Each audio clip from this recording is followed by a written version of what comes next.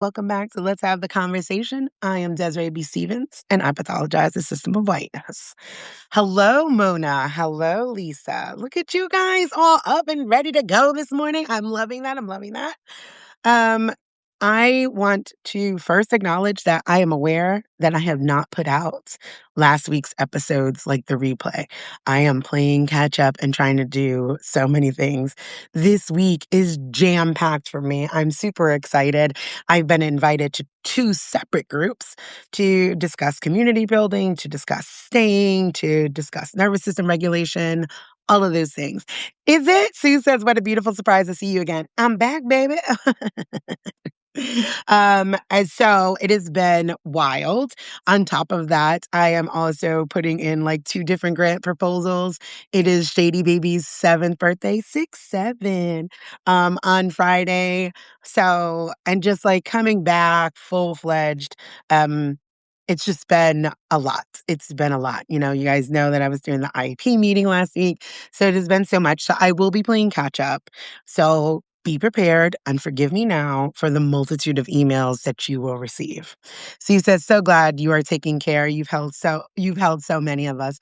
Thank you. And in return, you guys hold me, right? Like allowing even the space to take away and move and be like, okay, I can't be as live as I would like to be or as present in this one way, and I have to transition to another way is a way of holding me in return. So I deeply appreciate that as well.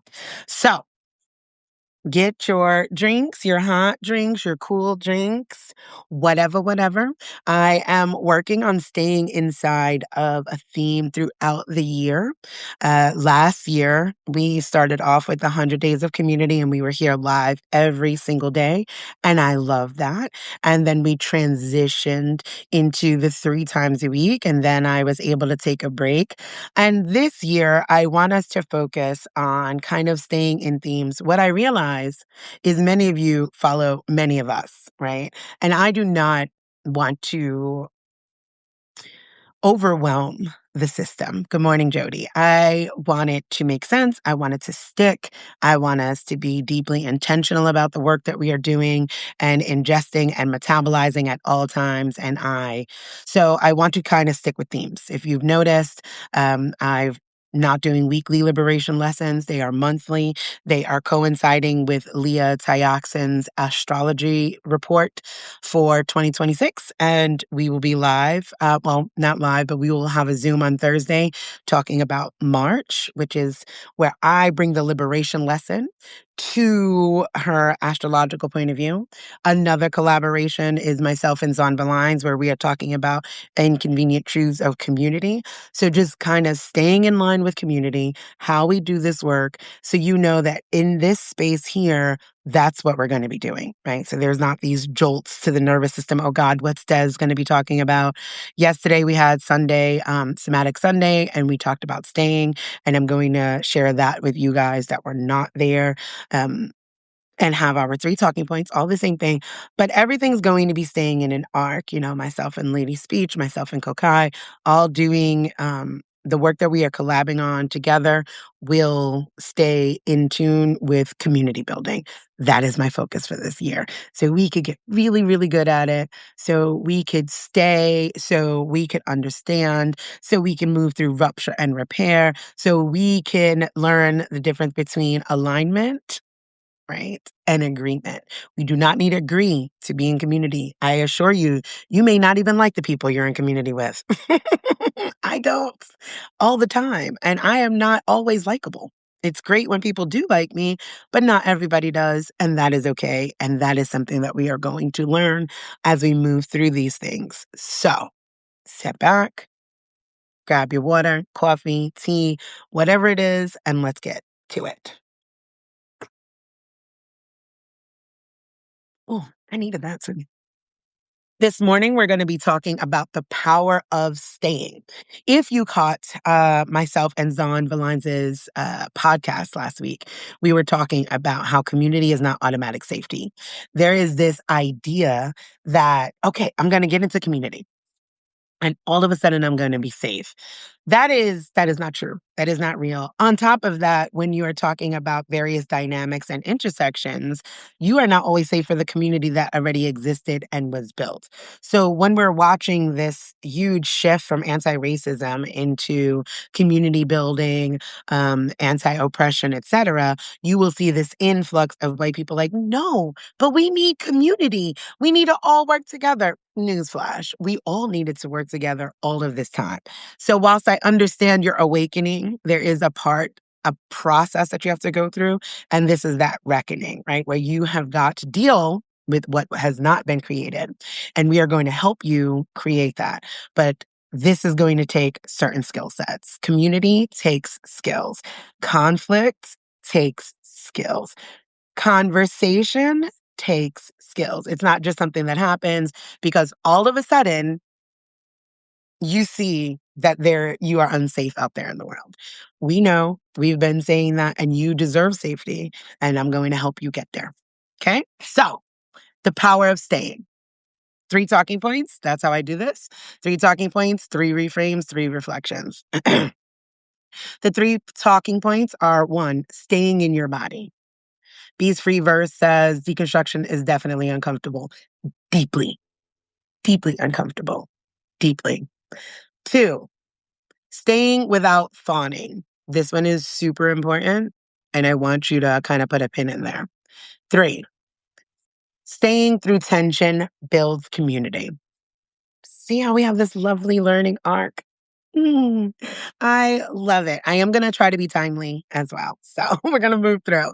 Staying in your body. Most people think that that they're staying in conversations and they're not. They've already left their body, right? Many of us get, Bees Freeze just noted that deconstruction is definitely uncomfortable.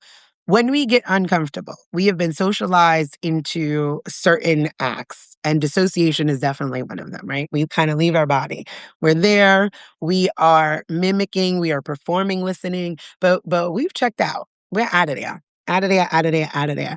And I'm not talking about where sometimes with neurodiverse people, there's no eye contact or there needs to be fidgeting. I mean complete and utter dissociation where you leave your body and you're not connecting with yourself. Therefore, you cannot connect with anyone else. So you've left your body. Then you start feeling that uncomfortability, right? Because now you're like, I got to get out of here, right? So you start arguing. You're arguing from adrenaline. You're apologizing from collapse. I consistently tell people, please stop apologizing for existing, right? If you don't know something, if you've asked a question 1, 2, 5 times, right? That's collapse. Like, oh my God, I'm so sorry, but no, no. Explaining from fear. But let me tell you, this is what I know. Doesn't matter. No, no, because you're not in your body. You are reacting. You are not responding and you are not metabolizing. You are simply in a freeze, fawn, flight kind of situation wherever you may find yourself. So part of that staying power has to be learning to stay within your body, right? Sometimes we'll smile. Oh, yes, right? And we'll move along and we'll go through it. And that is a form of fawning. So you're uncomfortable and you just smile your way through it, right? And these are things that we're all conditioned into, very specifically when you intersect gender with race, right? Caretaking, nurturing, this idea of who's supposed to hold whose weight. Women, we hear this, women and femmes hear this all the time. Oh, why don't you smile more? Because I don't want to, right? But that is a foreign response, like, hi. No, I'm not smiling. I'm not doing that. I'm going to stay with my body. I'm going to honor what I'm feeling. And right now, I don't feel like I want to smile. In this conversation, I don't want to smile. In this moment, I don't want to do those things. I want to be in my body. I want to hear what is being said. I do not want to flatten an experience. I want to fully ingest and metabolize the conversation that is in front of me, that is happening. These are important skills when you are in community. These are deeply important skills when you are having conflict in community because you need to stay, you need to be present, you need to exist. And in order to do that, you have to learn staying with the body for yourself, right? Staying starts in the body, right? You can, like I said, we can mimic and perform listening. But if you are not grounded, feeling that chair underneath you, feeling the floor underneath your feet, whatever brings you back to your body, tap it out. Like, oh, okay, I'm here. I can stay here. I can be uncomfortable.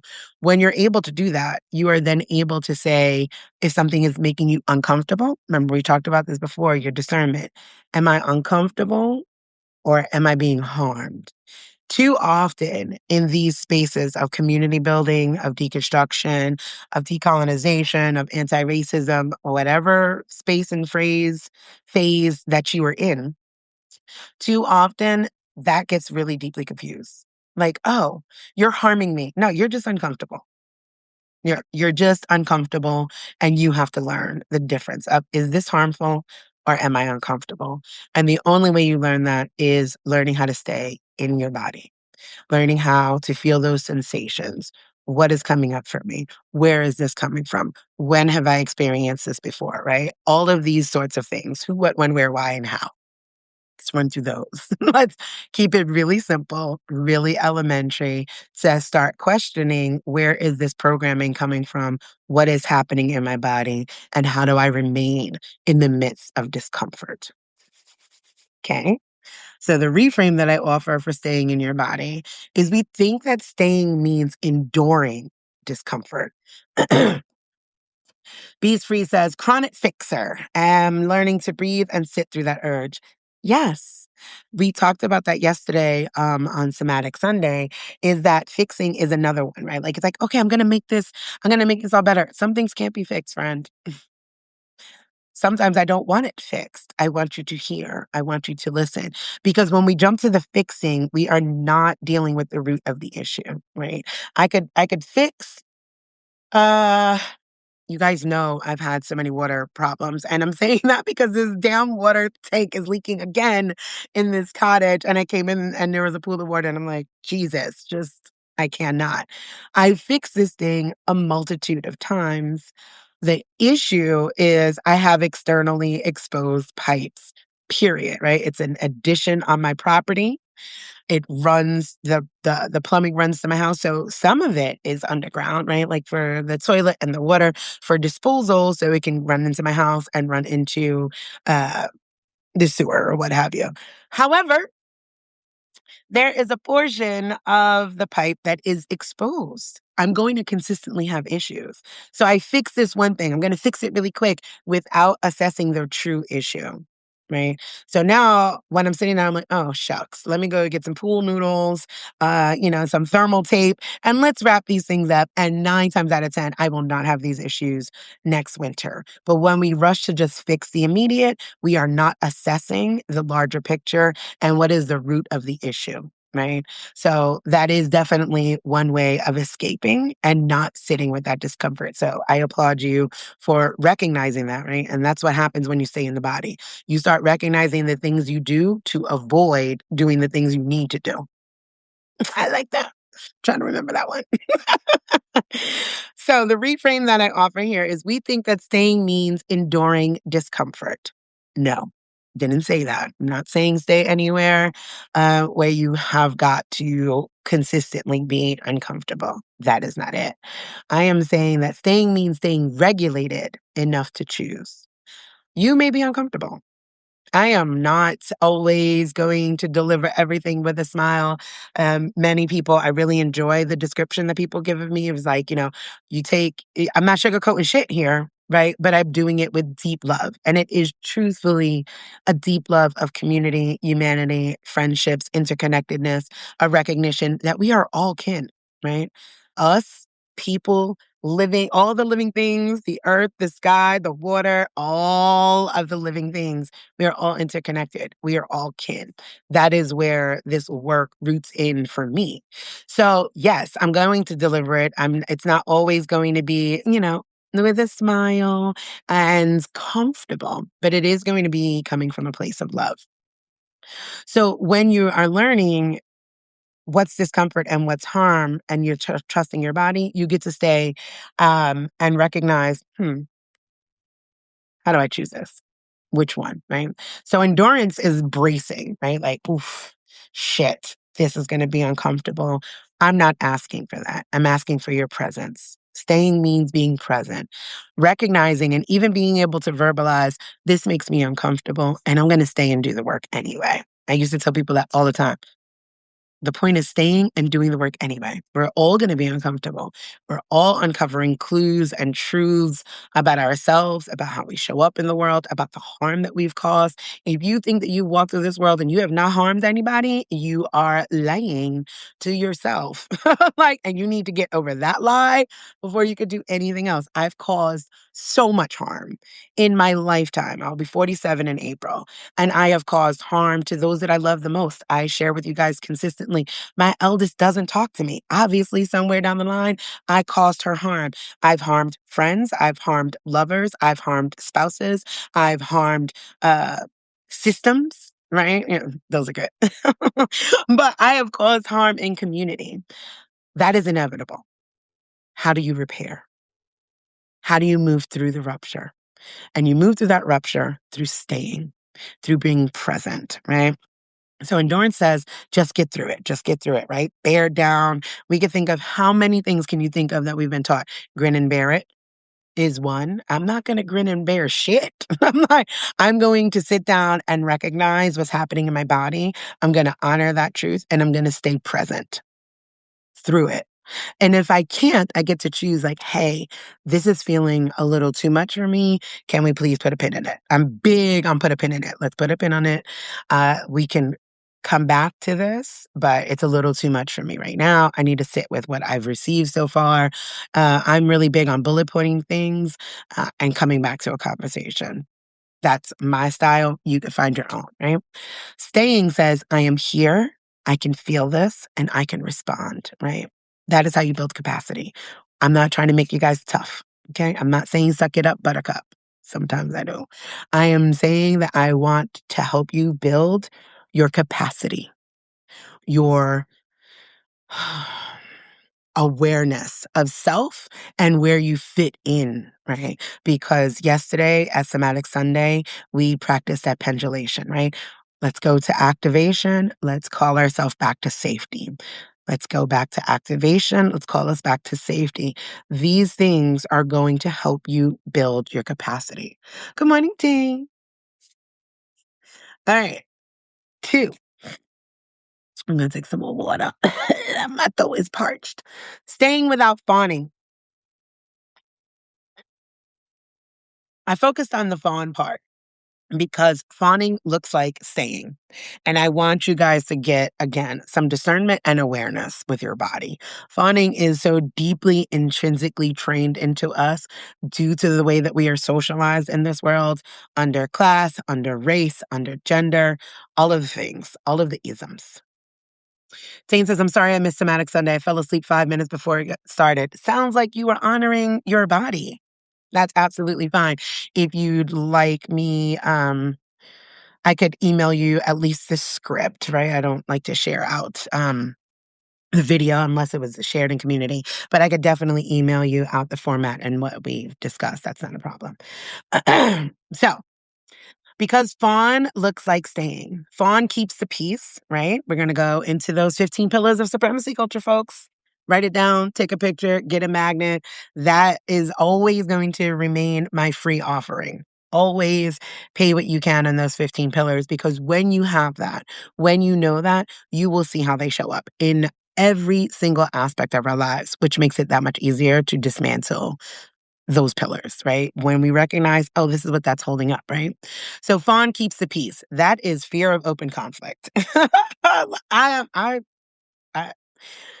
I am not conflict avoidant. I had to do a lot of work to not trying to think of what would be the opposite. I sought conflict. I have a couple of intersections that make me seek conflict. One, I'm neurodivergent as fuck. I'm ADHD. So I am, and I mean old school 1980s Ritalin baby. So I am dopamine seeking at all times. And a conflict, a fight, a problem is like, delicious to my brain for the adrenaline and the dopamine. Add to that, I'm an Aries, whether you want to believe in that or not, but I am governed by Mars and the god of war. I am always ready. Ancestrally, I am Irish and Black. We have endured so much and are have never begun, never back down, never stopped, right? Still fighting, still enduring, still going on. When you start putting all of those things together, I am bred for conflict. Like it brings me joy. Like, oh, there's a problem. Here I come. Let's solve it. However, by any means necessary. So this one is an interesting one for me because I really recognize that people are socialized, right? Specifically, like I said, when you start coming into those intersections of race, of class, of gender, women, femmes socialize into fawning. That idea of keep the peace is fear of open conflict. Fawn keeps the tone light, right? Oh, I understand. Deepen your voice. Take a breath. Feel that and speak from your gut. Okay. That high voice is a head voice. That code switching white woman telephone voice. Hi. Oh yes. No, I'm not doing that. I'm not doing it activates me to perform it. I want you to find your own voice, your own octave. Where is that in your body? And where is this voice coming from? That is something that you need to practice. Is this a voice that you've been trained to use so you could, again, lower conflict? Oh, we need to lower our voice. For what? Uh, why? Oh, is it activating you? Okay, I could do that. I don't need to lower my voice. But if it's something that is activating you because we're in community, I could do that because you may feel threatened by my voice, but I don't need to. Right? I don't need to change how I speak in order for someone to hear me. They have to make a choice to stay in their body, right? And they have to make a choice to be willing to hear even when it's a conflict with them. So, fawning smooths edges, and fawning says it's fine when it isn't. Okay. We got to be able to name this is not okay. And like I said, it does not mean that you have to go to war in that moment, but we can name this is not okay. We are going to have to deal with this. Let me know when you're able to deal with this, put some constraints on there, put some timelines, make some agreements, whatever that looks like. But I am not going to fawn. I'm not going to back off of it because it makes me uncomfortable. Again, find the difference between uncomfortable and harmful. I am not telling you to be in unsafe spaces or confront people that you know will harm you in one way or another, be it physical, emotional, mental, spiritual, etc. Culturally, especially for women and especially for Black women and femmes, fawn gets rewarded. Oh, you're so mature. You're so calm. You're easy to work with. May I be the most difficult thing you ever find in your life. I pray to be difficult. Like, I wake up wanting to be difficult because and not in a fighting sort of way. I don't ever want it to feel like I'm fawning, that I'm backing down. And I can concede certain points. We can find mutual agreements. We can do all of that collective work together, but you will not simply bowl me over, right? I will not simply be like, yes, absolutely not. The thought of it is hilarious to me. Dane says, thank you for that distinction. Super happy to offer it. Super happy to offer it, right? So when you hear things like this, I want us to start thinking about that. Like, are they mature? What are you defining that against, right? What is the metric for someone being mature? For someone being calm? For someone being easy to work with? And who does that metric serve? Right. We're going to go through this. I used to, when I was doing my weekly group things, who, what, when, where, why, how. Love that. Right. Like it's such a beautiful format. Who is that serving? What is the metric? Why am I doing it? How can I change? All of these things we can move through with that simple little framework. I will add that into this too. So internally, though, what's happening in your body? Good morning, Dinah. right? When you are doing this fawning, is your jaw tightening, right? Because you're smiling, but you're gritting those teeth in the back. Does your chest collapse? Like, because you are falling in on yourself, right? You are literally collapsing. You're like, oh my God, because you're folding and you don't need to fold. And I don't mean this in all state in all fight, 'cause that's not healthy either. But you are allowed to express a conflict. You are allowed to express that this is not aligned, right? Or even if you don't agree. And why don't you agree? Those are questions you need to ask yourself, right? So your spine curves, right? You start seeing that little, like that fawning, if you could feel it in the physical thing. And that is literally you disappearing. Okay. You are disappearing in the conversation. You are disappearing in the community. You are disappearing in your workspace. You are disappearing at home. And you are worthy of existing, of taking up space in your own body. This is your flesh suit. Who else is supposed to take up space in it if you're not? Okay. You must take up space. So the reframe that I offer here for staying without fawning is harmony is not the same as connection. Things may seem really sweet and like, oh, right, all of this, we're not connected. We're not actually in community. We are performing, right? Harmony, thinking of words. Ooh, I got to get back to PAX. Thinking of like music things, right? You can have a beautiful band playing amazingly together. It's so harmonious, right? The singers are in tune. Everybody seems to be on one accord. And they get backstage and hate each other.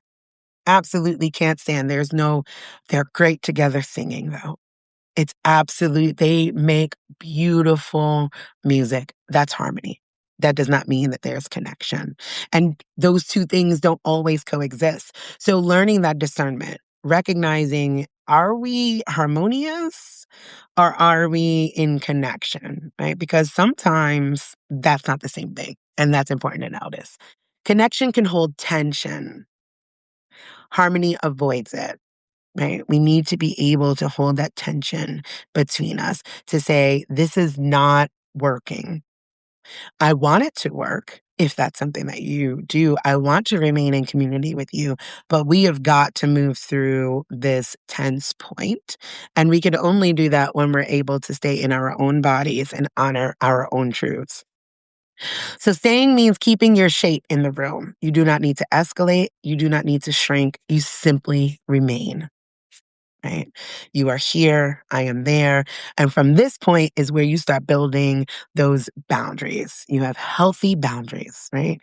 Because boundaries mean I and you can coexist without either one of us shrinking. I'm loving on me, I'm loving on you, and vice versa, right? Your boundaries end exactly where my nose begins. Like that. Two separate beings, and we do not need to collapse, disappear, or shrink in order to coexist. That is a very important distinction and the catalyst to your boundaries. Where do you exist? Where do you end? You cannot meld into another. That is also not community or connection. It could be harmonious because you've fallen into another, so you're making this happen, but it does not mean that there's connection. Dinah, connection and harmony. Yes. Good morning, honey. When you could recognize that difference of harmony versus connection. We may sound good together, we may look good together, but we have nothing else that's holding us together. Because when tension comes, I collapse, I fawn, I'm running, whatever may be happening. So we are not connected. And that is something that you need to understand. And when you can understand that, you start building boundaries between yourself where you can remain and that other person can remain, and that's sovereignty. You like that?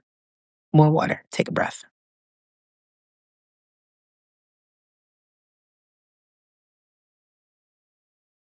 Talking point 3.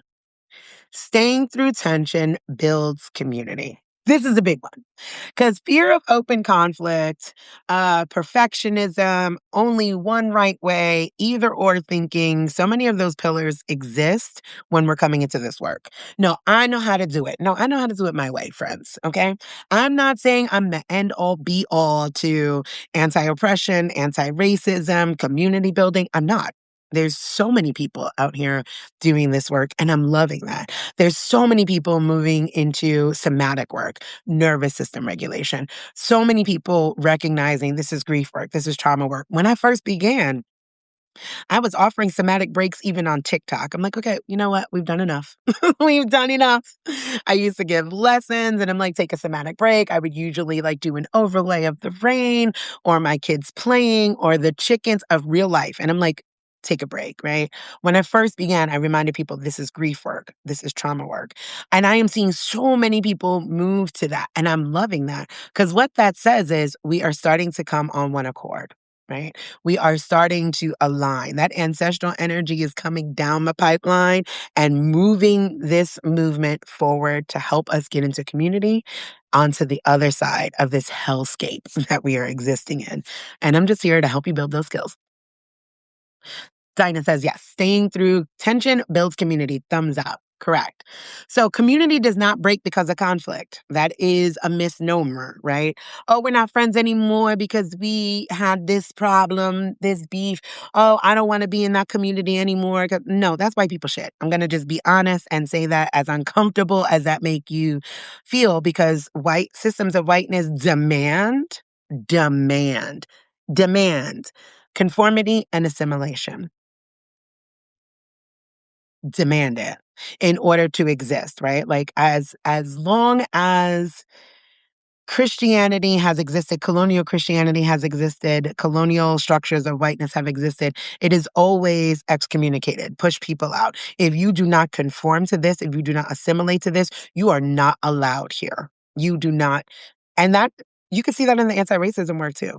This person has this person believes that, this person votes this way, you're not allowed. And and I'm like, are we not trying to get to a different world where these things don't exist? How are people not allowed? Tiffany says all conflict was bad. Sue says, yes, they do demand it. Absolutely. Tiffany says, I was raised to not be confrontational at all. I've been working on unlearning this for some time. Well, stick around because you're going to learn this. I was never raised that way. Like, again, I was raised by Irish women. Like, no, we confront things head on, head on, head on, head on. And I learned this in home. This was like, absolutely not. We're going to deal with this. Oh, so I heard that you said what? Right? Like, I'm not saying that it was the healthiest way because we were brawlers. So there's a balance. There's a balance. But I was absolutely raised and all of the women around me, and I think that is where the distinction between white Americanness and ethnic whiteness really unfolds for me, where I'm like, no, this is a very deep construct that white womanhood was forced and assimilated and broken into serving patriarchal norms. Because outside of that, when I've ever been around, and at the time that I was growing up in New York City, it was very much ethnic identity. Yeah, but the women I was raised around, at least, and that could absolutely be anecdotal, were taught to confront things. Tiffany says, my family doesn't talk about shit. Still to this day, especially if it's uncomfortable, it's so unhealthy. Deirdre says, we have to be able to imagine a world where we all belong. Yes! Fucking yes. That is my point. I am not about to argue with people. This is alignment versus agreement. I don't give a shit who you voted for at this point in time. I literally want to know, are you interested in knowing how that choice has harmed me? If they are willing to listen to that, they are willing to work in that tension, right? Your choice harmed me. I, you may not have meant that to be intentional, right? And we have to think about all of the choices that harm all of the people. I am saying this sitting on a fucking iPhone with a MacBook in front of me. Couple grand worth of materials that some children are mining to power this battery. Every choice that we make underneath this system as it currently is harmful to another person. What I do not do is quantify the amount of harm. Well, you harmed me more, you harmed them more. No. I also do not blame people for survival. I move through things a lot differently because I love that the way you place that, Deirdre. We have to imagine that. We've got to imagine a world where we all belong. We have to imagine a world outside of the current constructs that we have. I'm not looking for, I don't want to. I don't want to turn my state blue.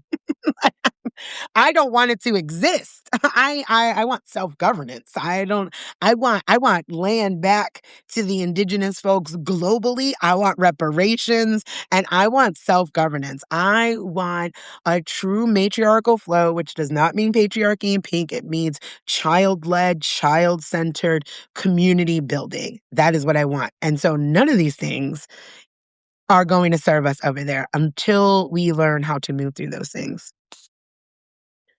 Tiffany says, yes, all of that. Exactly, right? So we are not taught very much. We are socialized to not stay in tension, right? We turn around and say, okay, community, well, let's get back to it. Community breaks because people leave at the first sign of discomfort, right? So what I had said where I went onto this tangent was community does not break because of conflict. Conflict is not the problem. Conflict is not the problem. Repair. Okay. There is no relationship that you are going to have in your life where there will not be a rupture. Not a one. If you are in a relationship that you are deeming perfect and we just never argue, we never disagree, that is unhealthy as hell. Okay. And somebody is doing a lot of performing. Okay. That's for me, that's kind of where you get into that love bombing. Oh, that person is perfect. How? How are no, right? Conflict does not break up communities. Conflict does not break up relationship. Communities and relationship break because people leave at the first sight of discomfort. People do not have the skills to sit in the rupture and do the repair work, right? Put that parentheses around the that's the prefix. To do again, pair to bring together. People do not have the skills for repair. That is why community breaks. That is why friendship breaks. And sometimes they do need to. I'm not saying that everything needs to be repaired. And I'm not even saying that repair means reconnection. I am saying that conflict is not the problem in community. It is the willingness, the ability, and the skill set to repair that breaks communities and relationships. Tiffany says, oh, yeah, I have to fight a real internal fight or flight reaction to conflict. Absolutely. Most of us do. Bees Free says, how to stay to repair is something that isn't taught for most people. It's not, but it is here. This year arc is amazing. I really hope that you guys stay throughout this year. I shifted so much when everything happened with Renee Good and then Alex Pretty. And I was like, oh, we have white people's attention. That is an unfortunate truth in regards to how the attention was had, but it was inevitable, right? It was inevitable. And now that we are here, I'm like, let's play a game. Okay, so community does not break because of conflict. Community breaks because people leave at the first sign of discomfort.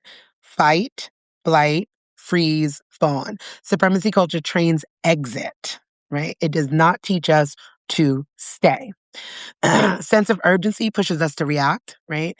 If you go back and listen to that podcast between myself and Zon, everything is not a right now conversation. No, right now is not going to happen right now. It's not. I don't. That's a temper tantrum, right? I have children.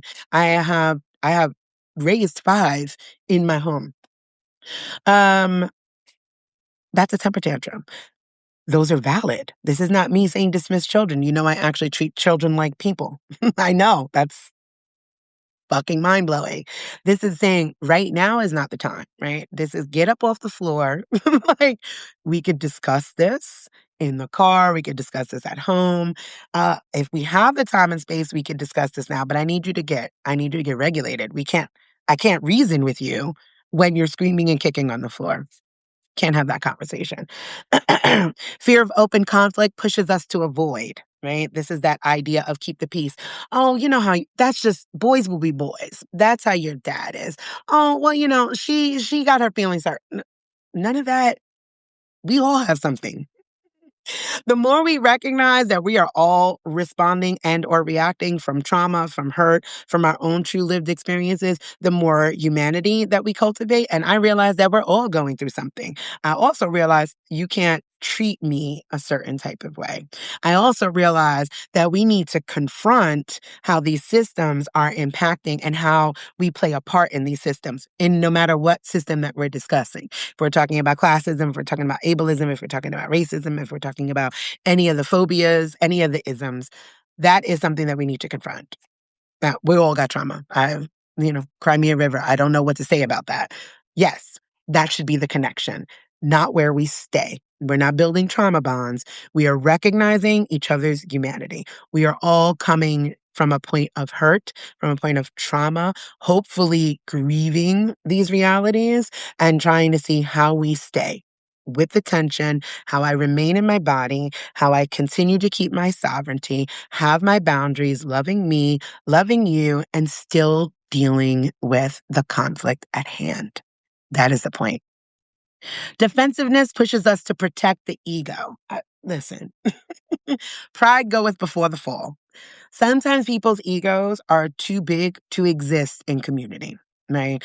Because they are unwilling to admit that they are wrong. They are unwilling to admit, may not have gotten this right. I may have taken a misstep. I'm going to say this. I said this on Somatic Sunday. I've said this throughout the years. Your leaders have got to remain approachable. Okay.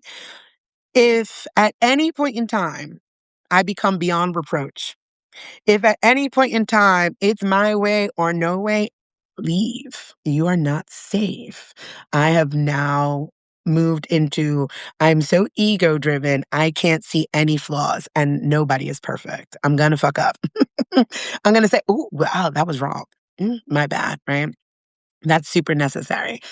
The right to comfort punishes discomfort, right? This idea that you're supposed to always be comfortable, everything is supposed to feel yummy, yummy, warm inside, right? This spiritual bypassing that has happened inside of white wellness spaces is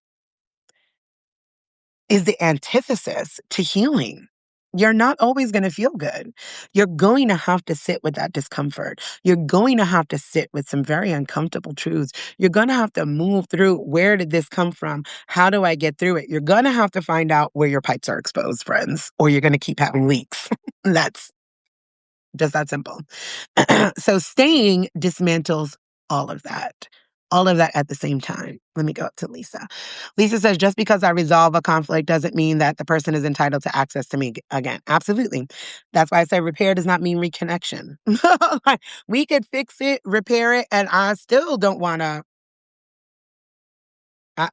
fuck with you. Like, cool, great. Now what we don't have is constant conflict, right? Now, every time I pass you, I don't want to bump you like we were in junior high school walking through the hallway.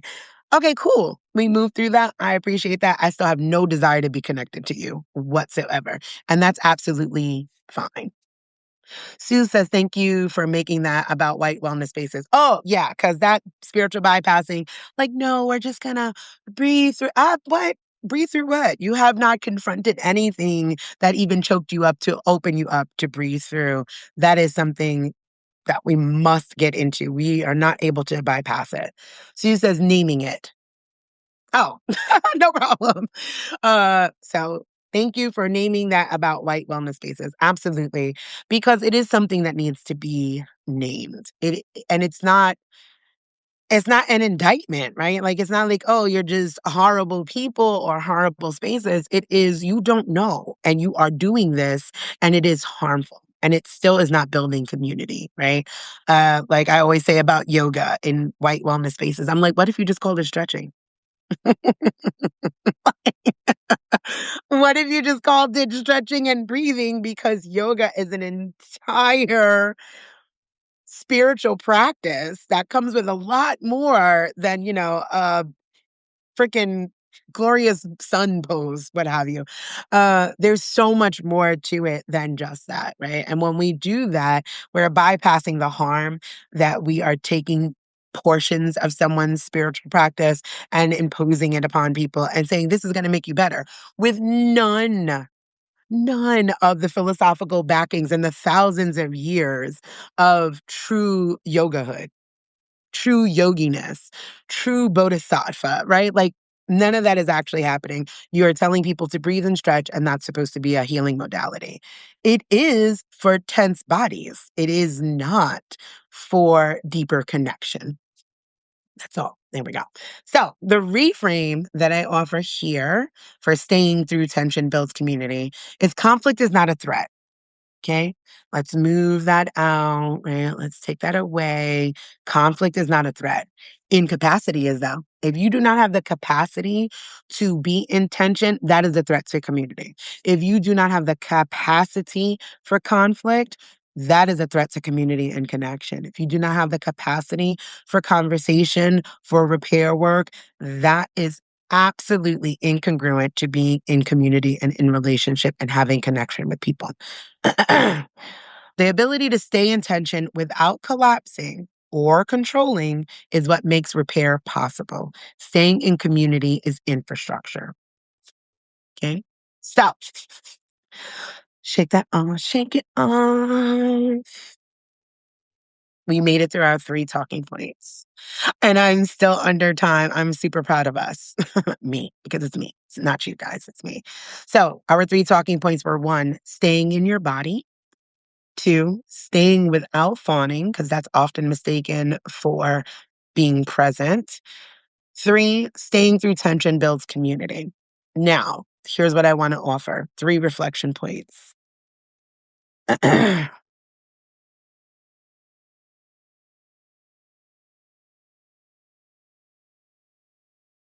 always going to drink my water. I want you guys to do the same. Stay hydrated. I want you to ask yourself 1, where do I leave my body first when I feel discomfort, right? Feeling that in where did my body go? Where did I leave? Did my thoughts wander first, right? Did my body collapse? Did I fold? What happened? Where do you leave your body first when you feel discomfort? When you start learning yourself, you learn yourself. I mean, there's nothing more tangible than that. When you start learning how your body leaves, how it exits a situation, you are able to then build the capacity of saying, "Oh, let me grab that back." Okay, so my mind goes first, right? Because I'm sitting here, I'm going to tell you, for me, because of the way I grew up, and I grew up in a violent way, right? Exposed to in home violence, outside violence. So as soon as conflict comes up, my head leaves because I'm sizing you up. See? How am I going to defend myself? Because I perceive initially, and I probably always will for the rest of my life. So again, a lot of this healing work is not going to stop those things. It is giving you the capacity to move beyond your initial response. So my initial response for conflict is like, warrior stance. Like, now I'm sizing you up. I'm not hearing you. I'm trying to see where are you most vulnerable so I could protect myself, because I am anticipating that this conflict is going to end in violence, because that is what my trauma has told me to be true. That is what my lived experience has told me to be true. That may not be true for you, and I love that for you. But you have to figure that out.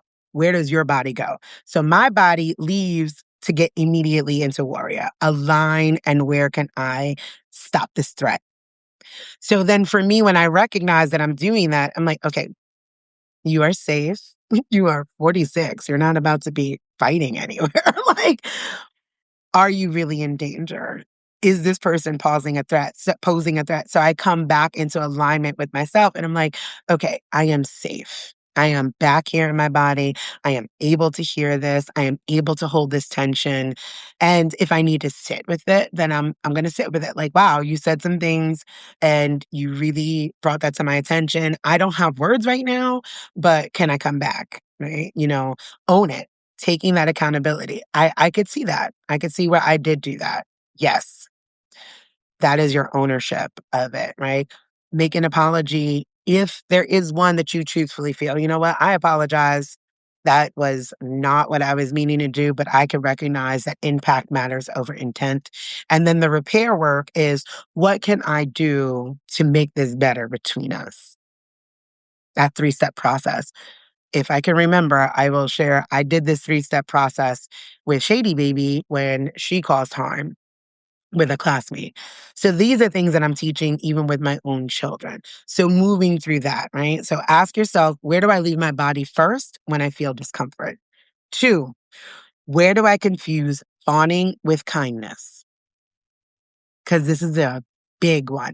It's such a big part of white womanhood, which in turn becomes a part of Black femininity and womanhood because we are socialized around you guys and had to learn how to survive through watching you guys survive, right? So, like, ask yourself that. Where's your fawning happening, right? Am I actually being kind or am I fawning? Am I offering the smile because I genuinely want to smile? Sometimes when somebody tells me to smile, I'm like, you know what? Yeah. Yeah. You know what? I do want to smile. Thank you for that reminder, right? Kind of gets me out of my head, brings me back to reality every single time. It doesn't feel like a threat to my body. Then there are sometimes when somebody's like smiling, and I'm like, fuck you. Like, I don't want to. You smile. Like, what I'm not about to do that. Learning those differences, right? Like, are you disconnected? And that could bring you back to your grounding. You do not owe niceness is not the price that you pay for existence in this world. So recognize, are you fawning? Are you being kind? Three, what would change in my relationships, right? Asking yourself, what would change in my relationships if I stayed 10% longer before reacting? My children teach me this. And I have to apologize and make repair constantly with my children. But I have learned to stay 10% more, right? And I am constantly hoping to stay 10% more when they start. And I'm like, you know what? I'm not trying to deal with it. And I'm like, okay, you know what? I could do this. Let me hear you. Let me hear you. Jody says, will you please repeat that again? I missed the word. Oh, it's where do I confuse fawning with kindness, right? Too often we think that being kind is the thing that we're doing, and actually you're just fawning. I gave the example of the smiling as such, right? Sometimes when a man or anybody, usually it's a man, tells me to smile, I check in with myself. I'm like, oh, you know what? Hey, I thank you. Thank you. You brought me back to my body. Maybe I was thinking about something, maybe I was lost, maybe I was frustrated, and that was a reminder for me. But I know that in my body. There's other times where somebody, a man or something, or anyone will be like, smile, and I'm like, no, you smile. Right? Because I'm not in that place and space. So asking yourself, am I fawning? So, like, giving up that smile, like, or being kind. For me, I will always choose kindness, right? And also, again, are we in an unsafe situation? If fawning is going to help you save your life, do that. Not taking that away from you. Super welcome. So again, what would change in my relationships if I stayed 10% longer before reacting, right? What does that look like? Taking a deeper breath, right? Taking a sip of water, doing what I'm doing right now. Like, okay, you know what? Hey, I could do this. I could stay a little bit more. I got a little bit more to give before I react, right? And that little bit of 10% of staying is going to help you move from reaction to responding. And that is how you're going to build your capacity for conflict, for tension, for repair, all of those sorts of things. So we did it. I stayed under. So, with this replay, which I will be doing right away, the back replays will be coming, but this one will be here simply because we are in March, friends. It is beautiful. The weather is shifting. We are now moving into the season of renewal. And March is asking us to understand what is beginning, what is starting, right? We were rooting down deep in the wintertime. We were doing the season of self work deeper, right? Buried in introspective. shaking off those leaves, right? Like honoring the cycles of nature. And now we're in March, right? March forward. What are we beginning? Things are budding, ideas, things that you've learned. So March is asking to understand what is beginning. It asks whether you can stay with yourself while it begins and how to build capacity. Okay. Tiffany says, thanks for this. I popped in late, so I'll go back and replay the first bit I missed. Awesome discussion. Thank you so much from Bees Freeze. Oh, I love this. And I'm so thankful to be back. And like I said, this one will come out immediately. I will take the transcript and just like put it out here for you guys with a quick recap. And the back ones will be coming. If you are new here, Mondays is always offered to everyone. Wednesdays and Fridays is absolutely paywalled. If you cannot pay financially, I understand we are all surviving capitalism. There are no question asked scholarships. Scholarships with an S at Desiree B. Stevens with a PH.com. No questions asked. You tell me, I will 100% comp you. No issues whatsoever. So do that. We are not paywalling. We're not stopping liberation for no money. Okay. Tina says, glad you're back. I'm glad to be back too. I needed that. We've gotten the healing homestead. Things are still moving on. So we're doing a lot. And I needed that time to kind of center and focus on getting that space together. I'm really hoping that come the summer that things are more active and in person. Have a lot of things lined up. Hoping you have a little summer camp as well for the tiny humans. So a lot of things are happening. Bees Free says, so grateful for you. And I'm grateful for you and for being here and for tuning in. Jody says, you have so many amazing things to share. Thank you so much for doing this. Wow, I'm blown away. Thank you, Jody. I love this. I love this work. I love my little life. I love that I am able to think, right? Like a lot of people do not have the privilege of being able to sit down and just think, like, oh, right. And that is something that is deeply missing from society, right? Like when we think back on the great philosophers and great thinkers and artists and musicians, and this world is becoming so bland because all of that has been stripped out of it, right? We even see that with modern day decor, right? Gray and white. It's very dystopian. So let's bring back more color in all of the ways. All right. I love you guys. I will see you on Wednesday and we will continue on this arc of liberation. Inside of this, I will also put Thursday, 12 o'clock, Healing Homestead Zoom. Leah will be live. She comes once a month to deliver that astrology report and where we are collectively in the world. That comes alongside with a liberation lesson that aligns with that. And she will be live. I may be live with her this time too. So join us. But everything will be in here. Thank you guys so much. Hi, Susan. Jody says I'm all about color all the time. Me too, honey. In all the ways. Okay. All right. I'll talk to you guys later. Bye, babies.